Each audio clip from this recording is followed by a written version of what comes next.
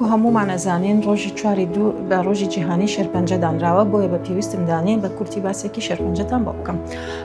شێرپەنجە چییە؟ شێرپەنجە بریتیە لە گەشەکردنێکی نائاسایی خانەکانی لەش کەواتە گەشەکردنێکی بێ کۆنتڕۆڵ نەکراوی خانەکانی لەشە کە بە هەبێتە هۆی دروستبوونی گرێ یان لوو ئەگەریشی هەیە ئەو گرێلووە بڵاو بێتەوە بە هەموو لەشە یان بچە بۆ ئەندامەکانی کەی لەش. جۆرەکانی شێرپەنجەش چەندەها جۆری شێرپەنجەمان هەیە زیاتر لە 100 جۆر شێرپەنجەمان هەیە بەڵام لە هەمووی بڵاوتر شێرپەنجەی مەمکە، شێرپەنجەی سیەکان، شێرپەنجەی کۆڵۆن، شێرپەنجەی خوێن، شێرپەنجەی گرێ لەنفاویەکان، شێرپەنجەی گورچیلە، شێرپەنجەی میزەڵم. ئەمڕۆ منیش وەکو پسپۆڕی نەخۆشیەکانی مەمک بە پێویستم زانی باسێکی شێرپەنجەی مەمکتان بۆ بکەم.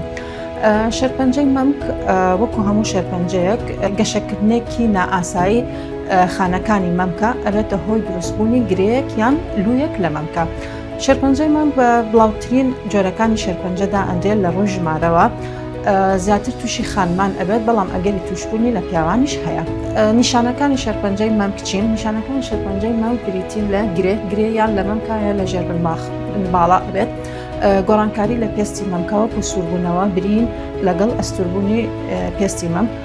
گۆڕانکاری لە گۆی مەمکە ئەبێت وەکو چاڵبوونی گۆی مەمک یان چوونە ناوەوە لەگەڵ دەردراواتە ئفرازات بە تایبەتی ئەگەر ڕەنگی دەردراوەکە خوێن بێت.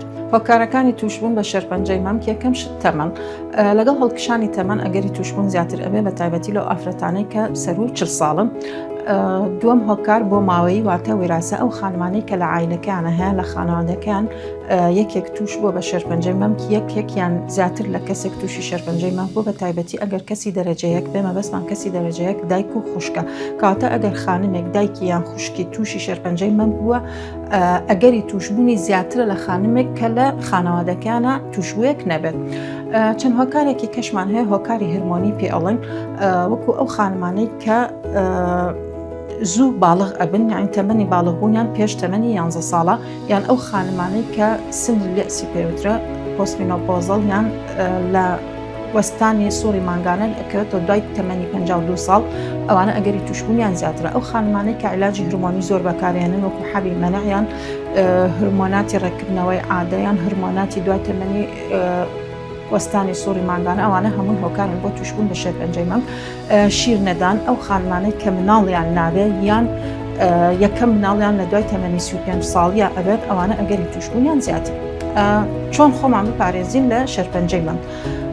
هەندێک شت هەیە ناتوانین دەستکاری بکەین وەکو تەمەن ناتوانین ڕێگری لە تەمەن بکەین لەگەڵ بۆ ماوەیش ناتوانین دەستکاری بکەین بەڵام هەندێک شت هەیە ئەتوانین دەستکاری بکەین وەکو یعنی ڕێگری لێ بکەین وەکو چۆن بەکارهێنانی عیلاجی هرمۆنی بە هەموو نەوعەکانی پێشخستنی تەمەنی یەکەم دووگیانی بوون باشتر وایە هەموو ئافرەتێک یەکەم مناڵی پێش تەمەنی 30 ساڵی یابێت بۆی ئەگەری توشبوون کەم بکاتەوە. شیردانی سروشتی، وەرزشکردن دابەزاننی کێش، خواردنی سروشتی بە تایبەتی ئەو خواردنانەی کە فایبەری زۆرە وەکو سەوزە و میوە، کەمکردنەوەی خواردنی چەوری، وەکو وتمان دوورکەوتنەوە لە تیشک، دوورکەوتنەوە لە جگەرە کێشان و خواردنە کحولیەکان. چارەسەرەکان بە عام 4 قۆناغە: نەشتەرگەری، چارەسەری کیمیاوی، چارەسەری هرمۆنی، چارەسەر بە تیشک. بەڵام ئەم قۆناغانە لە نەخۆشێک بۆ نەخۆشێک ئەگۆڕێت بە پێ جۆری نەخۆشیەکان.